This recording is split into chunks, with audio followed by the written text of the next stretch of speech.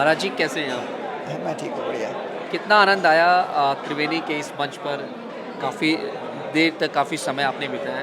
कैसा अनुभव रहा? पहली बार इसका आयोजन हो रहा है। देखिए, युवा पीढ़ी आजकल सोशल मीडिया के प्रति बहुत ज़्यादा आसक्त है।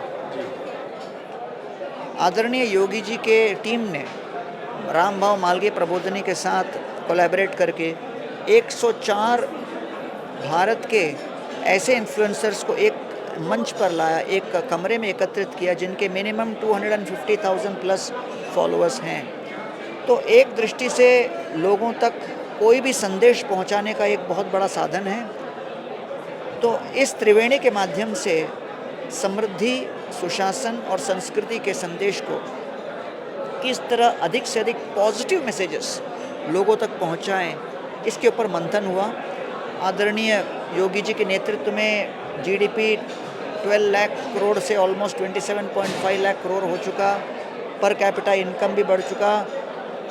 जीडीपी के टर्म्स में नंबर 2 यूपी आ चुका है।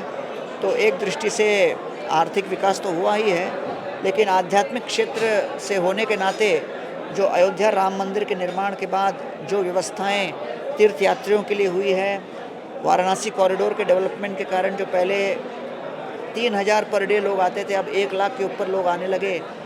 इन सब आध्यात्मिक क्षेत्रों के विकास को देखकर हमें बहुत अच्छा लग रहा है कि योगी जी के नेतृत्व में स्पिरिचुअल टूरिज़्म को और पिलग्रिमेज स्पेसेस को एक बहुत बड़ा बूस्ट मिल रहा है।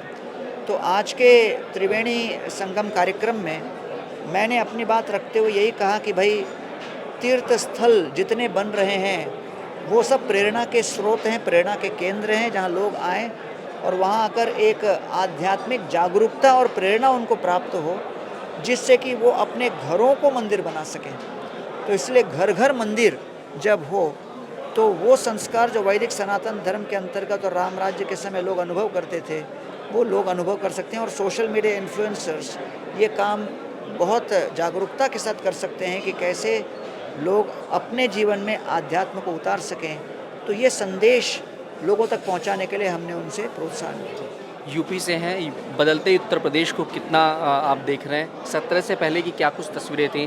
कृष्ण कन्हैया की नगरी मथुरा, इसके अलावा भगवान भोले शिव की नगरी काशी, भगवान श्री राम की नगरी अयोध्या, तीनों में जो चेंजेस आया है, जो एक नया युग शुरू हुआ है, क्या कुछ बदलाव देख रहे हैं उत्तर प्रदेश को, खासतौर से धार्मिक स्थलों को लेकर के? देखिए, धार्मिक स्थलों को लेकर इतनी श्रद्धा, इतनी आस्था और इतने सटीकता से विकास आज तक कभी हुआ नहीं। तो जिस तरह वाराणसी का कॉरिडोर डेवलप हुआ है और उसको करने के लिए जो जो चैलेंजेस फेस किए और कितने लोगों को एडजस्ट करना पड़ा और रिलोकेट करना पड़ा, और पूरे मास्टर प्लानिंग के साथ, देखिए आइडियाज़ तो फिर भी आ जाते हैं, बजट अलोकेट हो जाते हैं, लेकिन एग्जीक्यूशन पैरालिसिस के कारण कई बार काम एग्जीक्यूट टाइम पे नहीं होता।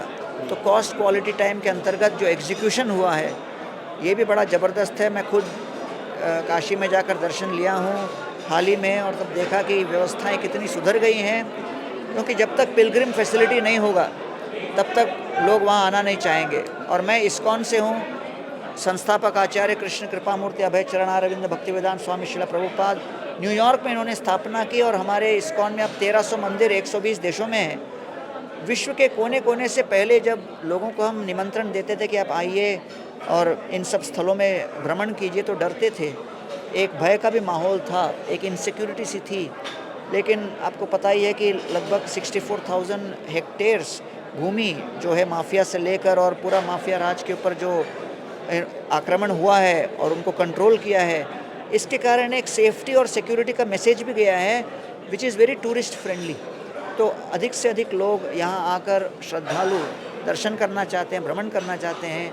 तो आदरणीय योगी जी के नेतृत्व में जो उत्तर प्रदेश स्टेट परिवर्तन प्राप्त कर रहा है, इससे न केवल स्टेट के लोगों को लाभ मिल रहा है, लेकिन देश विदेश से जो लोग यहाँ पहले नहीं आना चाह रहे थे कई कारणों से, अब अट्रैक्ट हो रहे हैं। न केवल इन्वेस्टर लेकिन टूरिस्ट भी आ रहे हैं जो कि यहाँ पर दर्शन करना चाहते हैं। आखिरी सवाल रहेगा मेरा, सुशासन, संस्कृति और समृद्धि, ये तीनों जो शब्द हैं हमने देखा है, क्या ये तीनों योगी राज में उत्तर प्रदेश में नज़र आ रहे हैं वर्तमान समय में? बिल्कुल 100%। और मैं तो कह रहा हूँ कि 8 साल में जो उन्होंने डेवलपमेंट किया, एक डेटा जो मेरे को सबसे चौंकाने वाला था कि केवल मेडिकल कॉलेज 2017 तक इंडिपेंडेंस से 12 थे, वही 2017 से 25 में 80 हो गए। तो मतलब शिक्षा के ऊपर इतना जोर, सुरक्षा के ऊपर जोर और आध्यात्मिक क्षेत्रों के विकास के ऊपर जो जोर है, वो ऐसा ही व्यक्ति कर सकता है जिसके अंदर एक आध्यात्मिक जुनून हो, जो धर्म और सेवा के आधार पर कुछ करना चाहे। तो मैं उनके सभी उपलब्धियों को नमन करता हूँ। बहुत बहुत